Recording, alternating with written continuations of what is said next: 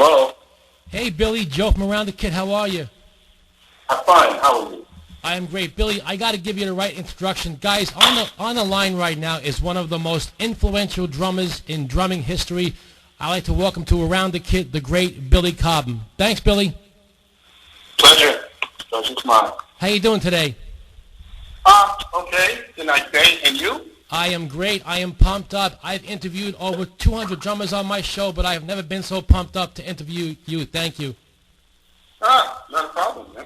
Great stuff. It's all good. It's all good. What a treat for me. I remember as a little kid opening up all the catalogs and seeing these monster drum sets with this guy. I was like, who is this guy? And now 35 years later, I've been playing and I've been following you. Just thank you for everything. No problem. Pleasure's mine. I want to go back a little bit, if I can. I know 1944, we were born in Panama. We moved to New York 3 years later. I also live in New York. You know, I know your father... You know, it's really funny, because if you're telling me this 3 years later, I also live in New York. I could never say that you lived in Illinois, or in L.A., or in Seattle. I know a New York accent when I hear it. So how you doing? You know? Yeah, how you doing? Yeah, exactly, brother. Oh, yeah. You hear it right away. Yeah, thank you so much. Oh, yeah. Oh, boy. Yeah. I know, I think at the age of 4 we started playing. If I'm wrong, correct me, but take me back to that time. You know, I know your father was a pianist, and I know your mom sang, but not professionally. You know, was that a special time for you growing up in that sort of an environment, you know, back then? Yeah, when you throw in a few little other positive tidbits like the Brooklyn Dodgers, the New York Giants, the Yankees, just New York in general, it's like another world. It's like a different country. Nobody ever could. It was such a beautiful place to live. No one could understand why you would ever even want to leave the borough of Brooklyn, much less New York, to go anywhere, because everything was. It was already there. I mean, down the street from me was the Amsterdam News. We could walk to Ebbets Field. If we really had to leave and we had to go to watch the Dodgers play in New York, we'd either go uptown to the Bronx and we'd watch them at the Polo Grounds, or we'd go over to Yankee Stadium if we could get a ticket to watch the World Series. Yeah, it's just like, come on. And then after a while, they left. And my father and I were, to this day, avid baseball fans. And, I mean, I admit it, I'm still a New York fan. Yeah. And and strangely enough, I mean, it's like, I'm the kind of fan that goes with the underdog. So, of course, I'm with the Mets, you know. Yeah. I know they won't win much. If I watch hockey, I watch the Islanders. You know, it's just crazy. But there you go. Absolutely. You know, was it a special time? You know, St. Catherine's Queensman. I know you're involved in that. The High School of Music, U.S. Army Band to Horace Silver. Take me back to those times. Well, what can I say? Music is the mecca.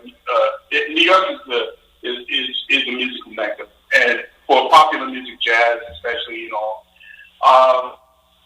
parents being who they were and knowing a lot of people in the music business at that time, in the black community primarily, it was very, very difficult for me not to be involved in music, to live in an environment where, the Caribbean environment where music plays such a major part in the communication amongst all the people. I had no choice. I had to do that. So all those years was pretty much I was just being pummeled by a lot of musical information all around me, people singing, people playing, a lot of drummers, a lot of communal drumming, which means a lot of people playing hand drums like congas and things like that. But at the same time, what was very special about that period was that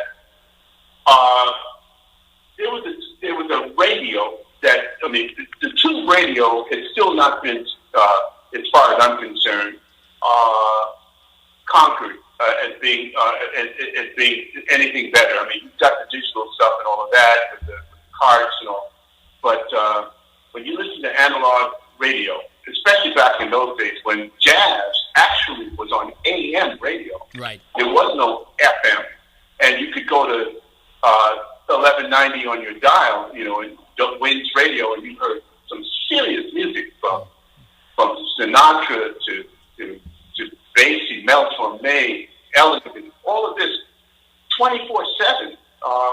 It's kind of difficult. I mean, if you're into music, to not walk away with those experiences into your 7 years plus year as your foundation and backup. So all of those things were with me then and helped me to get through my days.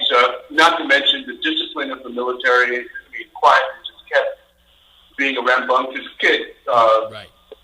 on one side, and also this discipline doesn't come from just stand up straight and do. No. It's about thinking, observing, watching, analyzing, listening and absorbing information, understanding or being able to interpret what you hear, what you see, how to and transferring that information and making it into something that is meaningful for you, that makes up your personality. All of that was happening right then. Yes, and Billy, guys, we are talking to the legend himself, Mr. Billy Cobham. He's been so nice to give me some time today. You mentioned so many great attributes there that I talk to all my guests every week. You mentioned the word listen. Billy, I watch drummers today, and they got great chops. I'll say it again. They got great chops.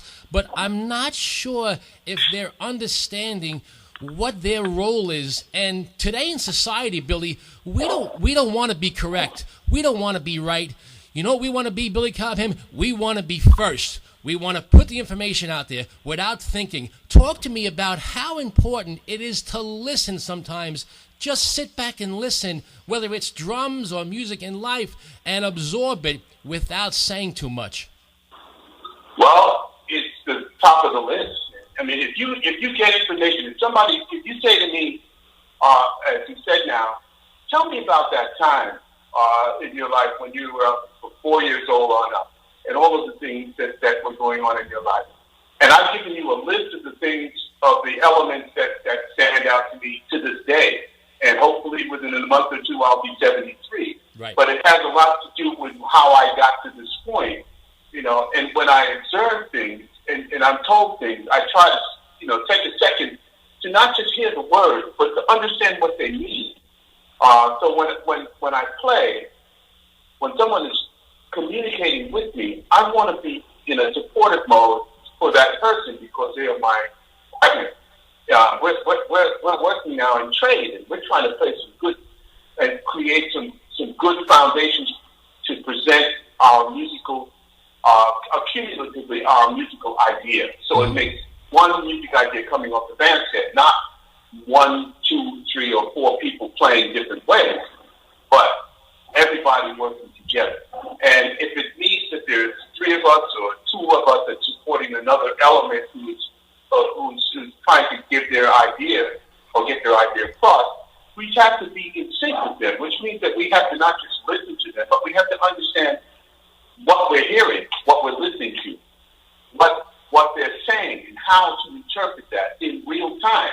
So that means that you have to be very much in sync with what you know and how to use those tools. Yes. That's where the problem is with most musicians. I don't care if they're young or if they're on their way out and getting their pension check.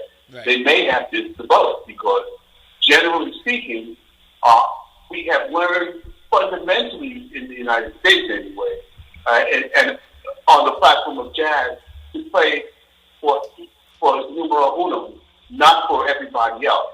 So you don't want to play for anybody else until you know that your paycheck has been stamped, you can cash it in the bank. Then you might play for somebody else. Right. Because you may be thinking down the road, I need another check. On the other hand, if you want to play and be part of a team, it's not so embarrassing to play second fiddle, if you want to call it that, to anybody else that's playing in the band who might be able to help you get that other gig. The whole objective is to try to play and enhance your partner, and also to offer strong information that, in fact, maybe your partner might just turn around and listen and go, yeah, I get it. Let's us two work through this together, even if it's only for this one tune. Most people don't do that, especially drummers, and that's why you always have a drum set player and the rest of the band. And people say, well, drummers, we have the band, and then we have the drummers, and we have the band, which are the musicians, the drummer, and the vocals. Everybody forgets about the fact that maybe those two instruments that are standing on the outside of that specific proverbial bubble called the musician were the first musicians to ever hit the center, because vocals had to talk and sing to communicate, and the drummer had to play some kind of a signal that went longer and lasted longer than trying to yell your guts out to get to hear somebody down the road. So, those are the two first musicians. So everybody's got the tail wagging the dog when it should be the other way.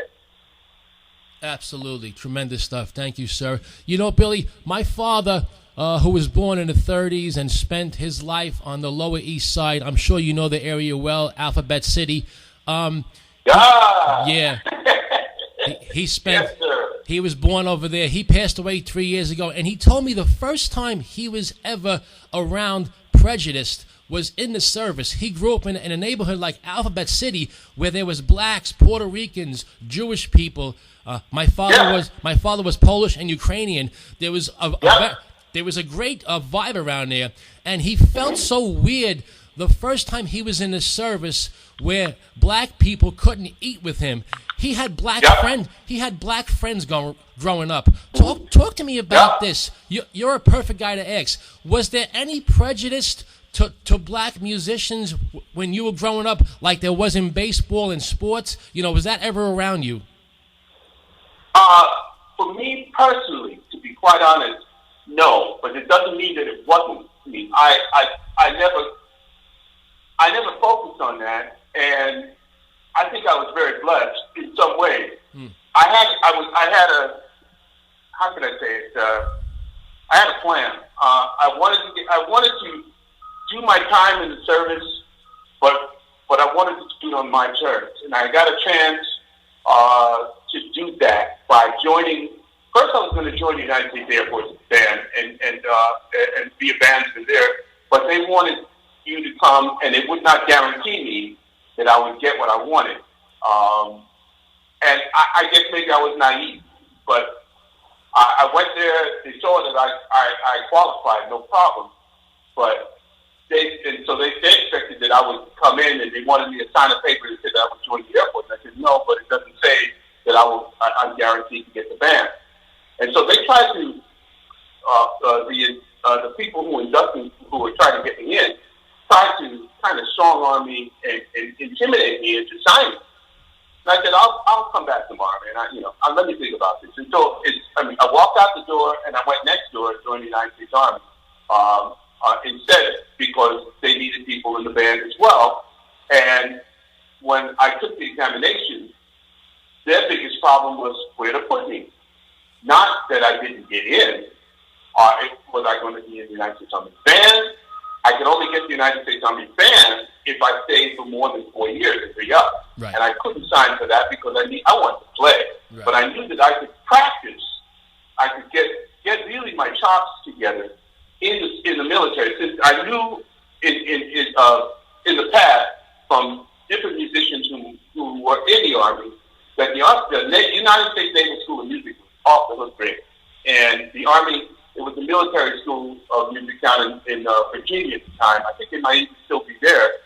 And so I thought, well, whatever, I'll go down, and wherever they place me, I don't mind. Well, I was blessed because not only did I not get into the United States Army band or the field band, which would have been my second choice if I could have gotten in, but I wanted to stay for 4 years and not for 8. And I ended up, I think they got me in either 3.5 or 3 years, or something like 4 years. I got out in 68. I got in 64 or late 64. What happened while I was there teacher. They didn't have anyone to teach drumming. They didn't have anyone to work on the reentry, the entry process for getting musicians into the Army band at the time. So I helped to rewrite the introduction, the actual text to get people in the band. And I was quite honored by that. But I also got a chance, and I ended up at the 368th Army Band, right under what was then called the Varanarrows Bridge. Yeah. And I couldn't have been happier because I was 20 miles from my house. So they said, man, you don't want to, we'll pay you $10 or whatever a day to just stay home and just come on in and play for the troops who have to go and come on the ships that leave from Military Ocean Terminal, Brooklyn.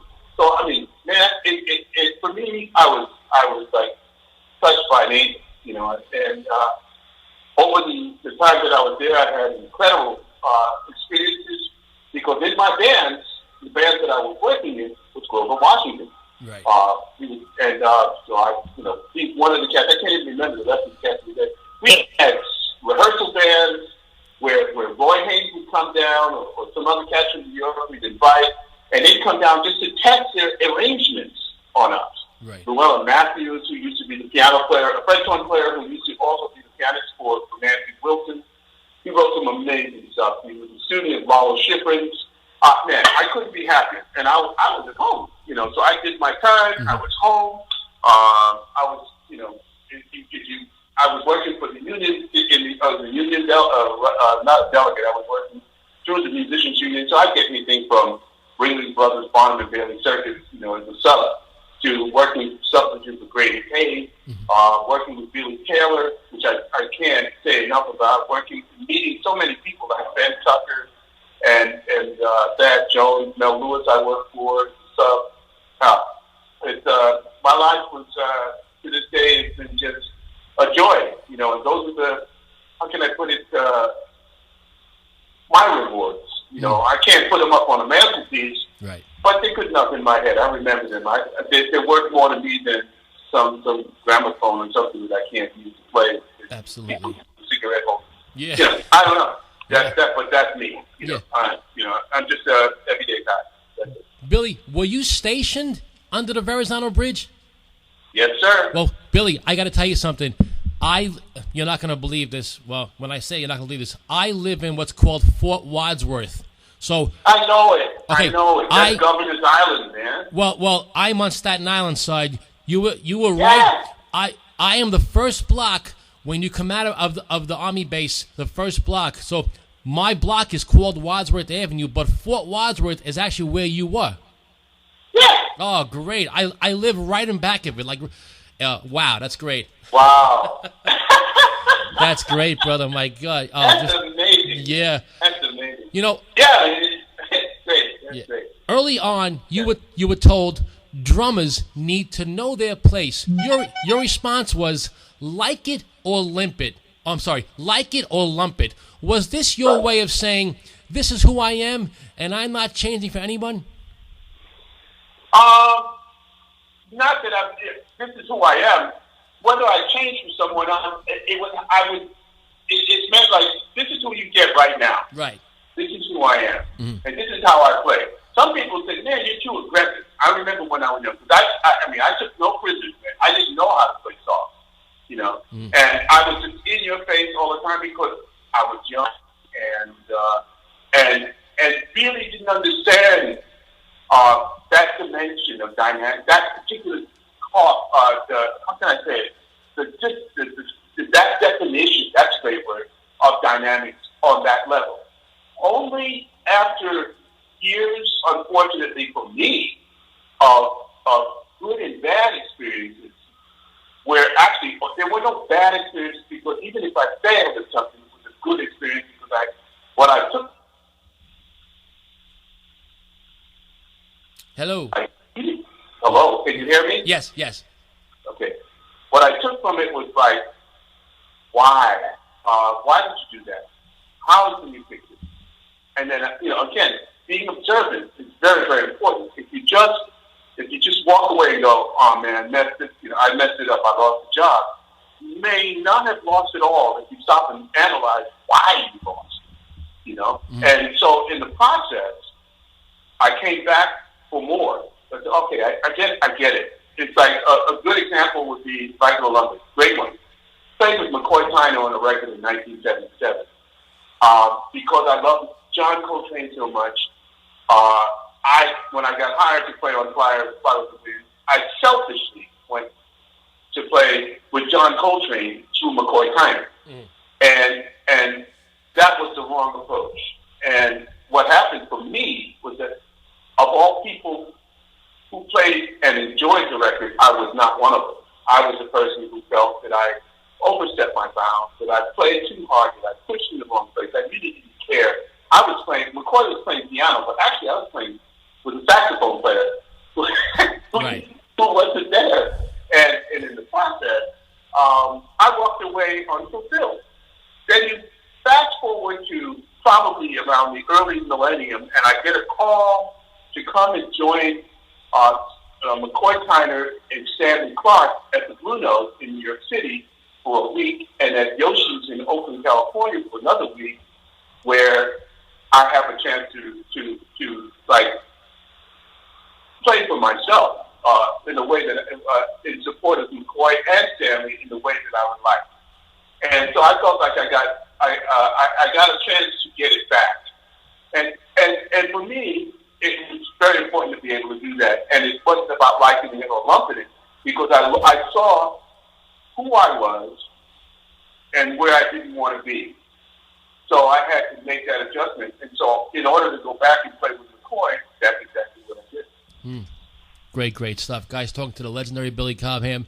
Billy, has Billy Cobham mastered Billy Cobham, or are you still learning about yourself every day? I learn from every experience I have every day, and I expect to be doing that until I have to check out. Right. Every day is a new day, and I can learn. I have students, very, very few, whom I associate with, who just opened my eyes to seeing the world musically and otherwise in another way, the way they see it. And I just quietly just sort of steal something from him. Right. Maybe he may not have been right 10 years ago, or even 5 years ago, but now he is, and I understand why that's happened. Yeah. So, cool, I get it. It's like when you mentioned about race and all of that, sure, it's been around. I guess maybe I was that naive. So I know some musicians who they cannot even talk about it. They're so upset. Yeah. It really negatively affects them in a way that makes them turn out to be Mr. Hyde as opposed to Dr. Jekyll. Mm-hmm. And it doesn't help them. It doesn't help anything. But it is what it is. And for me, so far, from what I can see, if you keep your head up and you're observant and you stop and think about what's going on in life and how you can actually effectively make the adjustment that will help you to bring something out for yourself positively, where you feel that you can make a contribution to the environment in which you live, you're ahead of the game by a long shot. Absolutely. You'll never fail. No, never. I love that. Billy, throughout your career, you have worked with some of the greatest artists ever. What has been the main recipe for Billy Cobham to help complement each situation? To again step back and try to incorporate something that will be of a positive note, that will give everyone a sense of security. Show that I'm there, not just on the surface, but for the long term. That first has to happen with me. I have to go to myself. Can I do this? What can I contribute here? Let me just try this. And normally it starts off with the simplest thing, especially in music, when it comes about just laying it down for somebody so that they all know where it's at. We're going to play straight ahead jazz, and so just do that. Just play the simplest pattern, but with conviction. That doesn't mean loud. It means with a sense of security that you're providing people. Yeah. That's, it gives them a chance to feel like, okay, that's okay. I can deal with this. As soon as you see those shoulders go down and they step forward, if it's a lead wind player or if it's a piano player who hunches over the keyboard or whatever, you see it in the body.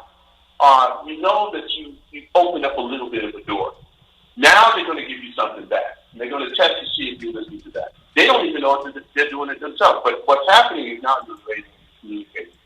I try to do that on all levels, not just with music, but to try to work simply and to go towards the point where we're doing something that we all can relate to. If that works, then we're going to go there. Absolutely. Can you give me your outlook on drumming, Billy, as a band leader and as a member of the band, and the different mental aspects they present to you? It's fundamentally the same thing. We keep coming back around to observance and absorption, absorbing ideas, right, and trading ideas. What I think a vital part of the rhythm section. The one thing I want to do is to play not just patterns, but play a drum set that is in tune, literally in tune, harmonically with the music that we're working. So from one point to the next, if I'm hearing somebody that's playing, a guitar player that loves to play in E or A, why? Because of those strings, you don't hear what they're doing. It's not like they never did that. This is all brand new. So you're going to hear if they're playing blues, B flat, blues, so many different things you can do with it that they have to study and learn from somebody else. So you probably heard it before. It's not insulting. If anything, it's a great help. So you know what's coming, and you try to enhance it. You try to support that individual who's playing. Now, they're not going to play it exactly the way the other person that influenced them played it, but they will play it in their way. And that's what you want to do. You want to try to get them to continue on that path, to become more, to provide that individual time. And fundamentally, it all starts with just laying it down, being very, very musically sensitive, but secure in what you're doing to enhance what the other players are playing. Words from me. I have a weekly, 1 week a year project called the Art of the Rhythm Section Retreat, which started last year in Mesa, Arizona at the Mesa Arts Center. And it started in August last year. Now we're going to do it in July, second week of July, thereabouts. And it's me and Gene Brown and Jerry Atkins and Rick Farabracci. Lee Oscar will come by. Maybe we'll have George Benson that's in the area. A lot of musicians come back, and we just talk. We not just talk. We show a few film clips. We play a lot of sounds from the band. We play live. We also bring all of these musicians together who join us, guitar players, bass players, keyboard players, and drummers, and we mix them up and we put them on the bandstand to play, either together or in some situations they'll join us individually and play and take one of our places. And we'll talk about how they approach playing as part of the rhythm section. And it's an intensive. It's about 4 intense days of that kind of stuff, 1 day for conference. And then at the end, we play a concert on the 6th day. So, because it's 5 days really, but there's a 6th day where my band, Second 40, plays in the evening. And we try to get some of the guys up to come and play and open up the show for us. So so that we can show where they started, where they were, and how they've improved in less than 5 days' time. Great stuff. I wish I could be there. Yeah. Well, if you can, come on over, man. We have matriculation. We have the situation where you sit there, you can watch. We've got 4 auditoriums in each class. It's an auditorium. So there's not a lot of people. It's about 30 of each instrument, because I can't do more than that. Right. And each of us we're coaching. We're just talking about it, and it just goes round robin. 4 days out of 5, where everybody start with the drummers. The drummers start in one class, it's like guitar, keyboards, and bass. And then after 75 minutes, everybody switches and moves on to the other instrument. And the discussion is from the perspective always of that instrument. And always in that class is always a back line and a rhythm section of your peers who are playing. So they're the guinea pigs, and we talk about it, and then we all switch. And this goes on until we finally get it. And we're documenting the whole thing. So it's kind of nice. Great ideas to come out of it. Some things we never knew about, like that. We have people who studied drumming and the origins and the history of the trap drum set from the end of the Civil War, and to see them play on the trap drum set as it was organized in its original form, starts to bring by our memories as to why Baby Dodge did what he did, why Chick Wentworth did what he did, all these guys, how they played the whole Dixieland thing. And you got to remember, one thing that we always forget to talk about is that you play, no matter what's happening, you play your history. And if you don't know how the drum set came about, why the drum set came about in that way, where it came from, the origins, and how people used to play back then to try to get all of that happening, you can only play well up to a certain point with conviction because you don't know what you're doing. Right. Yeah, absolutely. 35 years ago, I seen this. About a couple of years ago, I was on YouTube. I'm on there a lot, and I seen Art Blakely, yourself, and Simon Phillips. What a great stage that was! My God. Right. That was in '82. I think that was in Montreal or something. Oh, it was. No. It was in a small town about 100, and, let's say about 60, 70 miles southeast of Geneva, Switzerland, called Montreux. Oh, okay. And it was the Montreux Jazz Festival, and I was working on that festival with Freddie Hubbard and Joanne Burkeen and Charlie Hayden, and young Simon Phillips was working with the Gil Evans Orchestra out of England at the time. And Art Blakey had the Art Blakey Jazz Messages with Wynton Marsalis and Branford Marsalis. He had an amazing, Branford Marsalis, Wynton Branford, yeah. Right. It was learning. It was great. And so it was nice to do a jam with the three of us. Yeah, that was fun. That was great stuff. Yeah, tremendous. You've been involved for so many years. Great conveying yourself at clinics. What has been your main objective, Billy, to always try to convey to your audience at a drum clinic? My main objective was and even at that time, was to show that even though you sat behind the rest of the band, it didn't necessarily mean that you weren't the leader of the band. Mm-hmm. Right. Whether you were being paid as it or not, quietly as it's kept, the leader has a lot of connotations, and if you don't do the things that help to sustain the level of intensity and the personality and integrity of a band, then that band will definitely play as individuals on stage, not as a band, and because they don't have a tying element in there to keep everything together.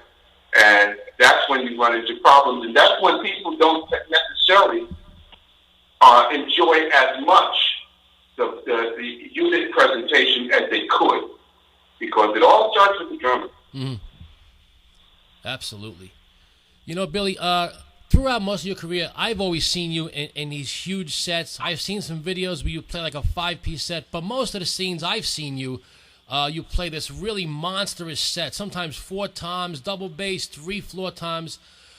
If Billy Cobham played a 4-piece set his whole career, would things really be much different? The approach would be fundamentally the same. Right.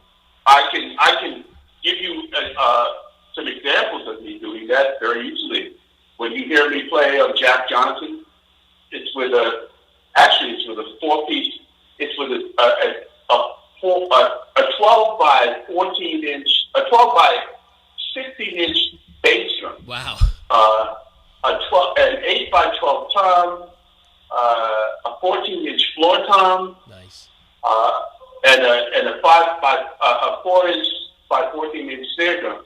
And that's all I had. Nice. It's simple. Most of the recordings that I made for CTI, as a matter of fact, I'd go as far as to say all of the recordings I made for CTI were on 5-piece kits. All. Okay?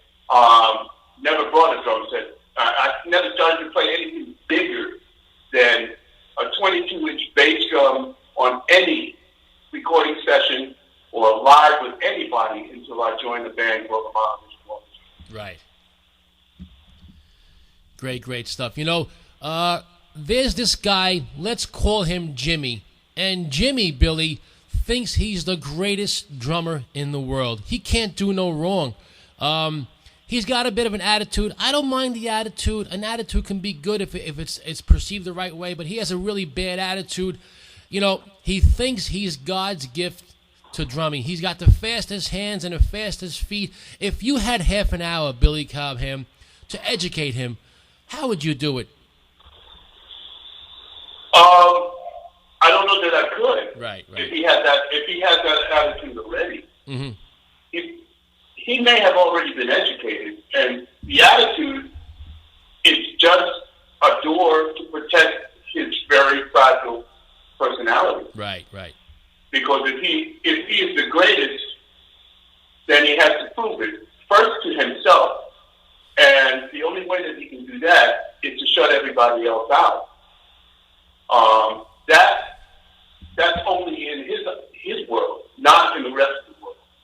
So people have a tendency to think for themselves and to keep their own personal opinions to themselves and only show it in the body language, which could be that they don't really show up to see this guy or with the idea that he does anything better than anybody else. Remember, music is not a sport. Right. It's an art form. Okay? And even in sports, the ones who win are considered artists. They're not considered sportsmen first, because a lot of the things they do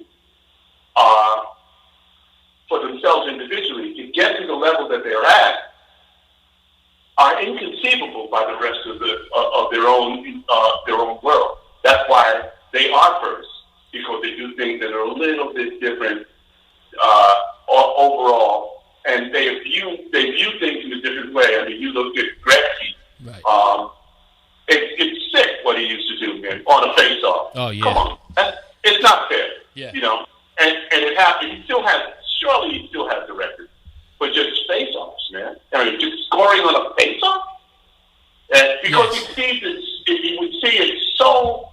would see everything in such slow time in comparison to anybody else. He knew exactly what he had to do when the puck was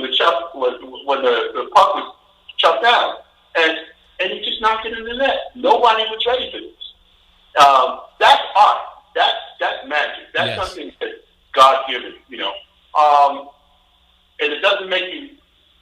If you want to call it, it's the best in the world for a short time. But ever? I don't think so. Right. I mean, there's a Buddy Rich. There was a Buddy Rich. And for his time and for what he did, he was phenomenal. Right. Okay. But if you take a look at some of the stuff that was happening, when you listen to the recordings, they're imperfections as it would be with anybody else. But he had a very, very vocal campaign, and so as with Ali, again, too, still one of the greatest ever by far. Oh yeah. But I mean, don't talk to Joe Frazier about that. That's right. You know what I mean? Right. And a few other people too. So it's just, it may have happened once or twice. Yeah, but nobody's infallible. No. And that's what that's all about. Yes, and you mentioned before it's important to be happy with yourself and almost look in the mirror and say, I tried my best today. For somebody who comes in second place, Billy, they're not really a loser in my eyes. You know what I'm saying? Not if you take it, if you walk away going, okay, I get it. I understand what I did right. Now let me just work on that. That's a big plus. Yeah. That's where you want to be. I mean, consider Kentucky, you know, who was like, they were supposed to win the NCAA. Yes, where are they now? Yes, you know? And Villanova and a whole bunch. You can list a whole bunch of them. Yes. But that's just the way life is. And you know, it tells me that I never lose faith in my Knicks. They'll win something someday. Oh God! It's just not right now. Not you know, right. especially with the Cubs the way they are. They are perfect examples of just perseverance, and eventually it comes around. Well, you'll be all right. I think the Knicks. I think Phil Jackson has to really look in the mirror and say, you know, what am I doing here? I might need to step back and let somebody else do this, because I don't think he's doing the team justice right now, in my opinion. Absolutely right. Absolutely right. And you know, we don't know all the pieces that play, but the end of it all is that they're not winning. And you know, he found an actual diamond in the rough in Porzingis. And yeah, again, what they're doing is that they're driving this kid into the ground. You know, and he got into a bargain basement price. Maybe he paid him a couple million by now, but so what? You know, it's only one person on a 12-man team. Yeah. You know, that's not going to happen. And you know, it's such a shame. You know, you got. There's so many things that are missing, but yet you have positive on the other side, and again, it's New York, and I'm in New York. So yeah, I know. They are so lost right now. But we've been yeah. I got a couple more, Billy, before I let you go, and I can't thank you enough. You know, I'm 48 now, and all my life I've been doing things that my family, even my daughter, who'll be 10 years old this year, she says, "Daddy, stop that. I'm always filling my hands, or I'm always grinding my teeth." People think I'm grinding.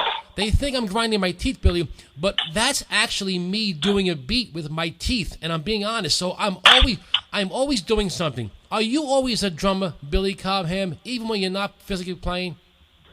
Well, I might be grinding my teeth, but I'm not drumming as much as I'm but I mean, musically speaking, I know exactly what you're talking about. Yeah.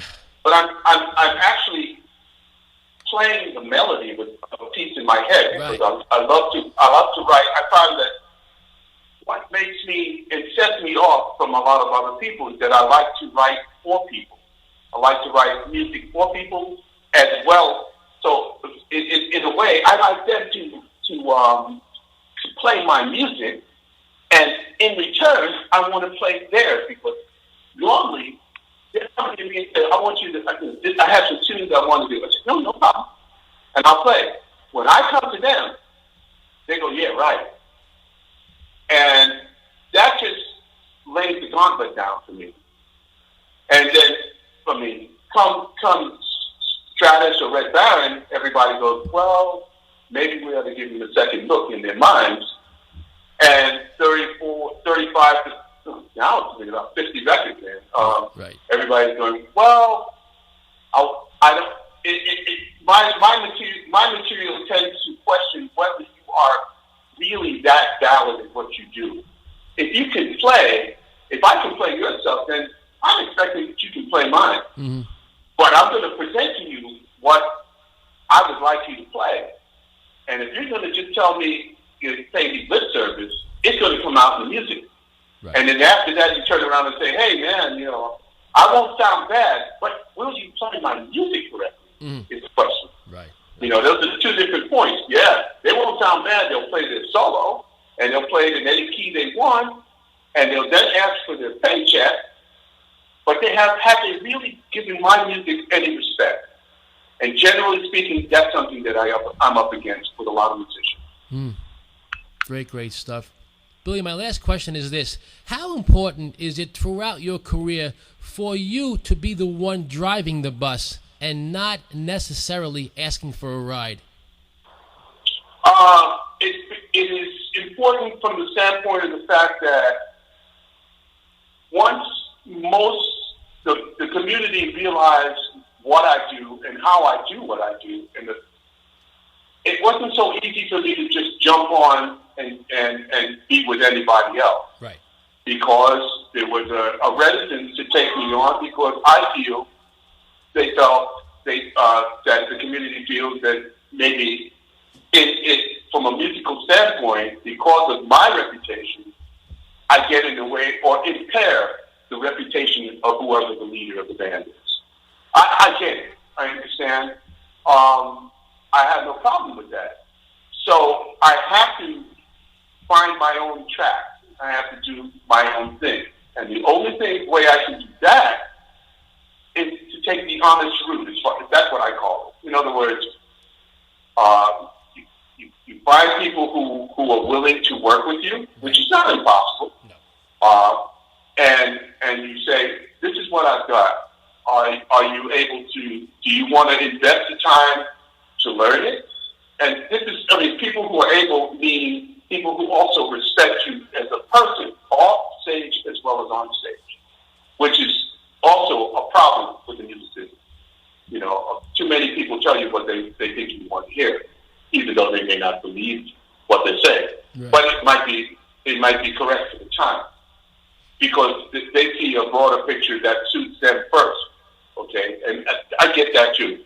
But when it comes time to sit down and play my material, can they play it? Right. Yeah. And or will they invest the time, if they don't feel comfortable playing it, to tell me what are the imperfections in it to help me achieve my goal, which I'm always open to. And that's where it all gets very complicated, and where it doesn't really have to. Because on the other hand, when I work with people and they have their music, I look at it twice. And pretty much, I play it by rote. Nice. So maybe I have a gift, so I don't have to look at the music anymore. I'm playing it from how I feel, because I know generally how it looks, without in my mind, because I've taken a picture of it, and now I'm ready to go. Okay, and the more that we play it, the more it becomes more mine than theirs, because I don't forget it ever. I play things like the music of Birds of Fire with a jazz orchestra that I hadn't seen this music in 35 years, and we put it out with the Frankfurt Radio Big Band, and it's orchestral orchestrations that were written out and presented. It took me 2 or 3 days to get it together, and I was ready. So, and we played it, and then we played concerts with it, no problem.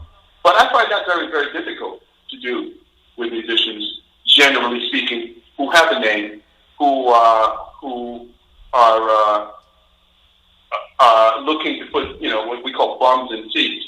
Now they're concerned about their position, what they're doing. Are they enhancing what I'm doing?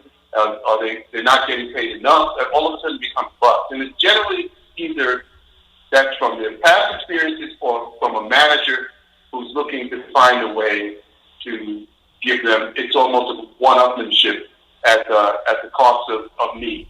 And so therefore I go with people whom I need to understand it psychologically or philosophically, not philosophically, but psychologically and sociologically, come to grips with who am I working with here, and how much time do I have, Right. And I feel, generally speaking, I've learned that in the end, we, like Horace Silver, he went. We go through a lot of people. I'm a stepping stone. I'm willing to be that for a lot of great musicians who come through. But I can say that the relationships that I have with them are long lasting, because I've never done them wrong. They get paid. On time. Everything is clear and straight, which is less than I can say from my past experiences with a lot of people. Right. So always a problem. So I learned that, and I try to do the right thing, and I do not try to to pay less for someone whom I felt was worth the effort to find a way to not just put money on the table, but to just also promote this special bit of genius in an individual. Because, again, it's all about the music and for the future. Mm-hmm. And that's important. Sometimes a lot of these people, not necessarily young, they just haven't had a direction in which to go, or anyone to help them go where they wanted to go. So they ended up with kind of like just marking time. And this is kind of a sad thing. Mm. I try to help.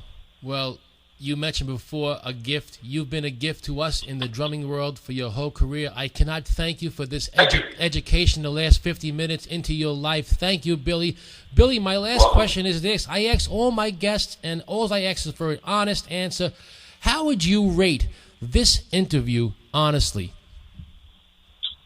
5 stars out of 5. I thank you so much, man. It's been my pleasure. Just tremendous stuff. What do you got coming up? Or you want to tell anybody, you know? Well, right now it would be that I'm preparing for the Art of the Rhythm Section Retreat, which runs in July. I'll go back a month earlier. I haven't had a photo exhibit because I am also a photographer in over 35 years. The last time I did something was at the Vincent Kling Galleries in Philadelphia in 1984, 85. It was to promote the Warning album near Chestnut. The Chestnut Cabaret was down that way. We did a nice thing with that. But then I stopped because it's a lot of work for me. And I never went back to it until now. And I've been helped by the wonderful folks at Leica Cameras in London to present 24 of my images at the Leica Galleries in Mayfair, London, in collaboration with at the same week that I'm working at Bonnie Scott Jazz Club with performing my orchestrations of my own music. Actually, orchestrations made for me by Guy Barker, great trumpet player, used to be in my Art of Five band, and we're presenting so the music and the images of Billy Cobham in London. It's Billy Cobham Music and Images London Week, June 12 through 17 of this year. Great. Just great stuff. I cannot thank you enough. I will continue to follow you on your drumming journey. 72 years old. I hope you have another 72 years left to keep going. Well, nice. Oh, man. You are, Billy, you are one of the greatest ever, and that is no bullshit. Thank you for bringing us into your lives, and thank you for conveying yourselves with 2 sticks like nobody has ever. I can't thank you enough. Thank you, man. I hope if you have, when you run this thing, let me know. I'd love to check it out. All right, man. Have a great day. Guys, the great Billy Cobham. Thanks, Billy. Okay. All righty. Bye-bye. Guys, once again, thank you to the great Billy Cobham.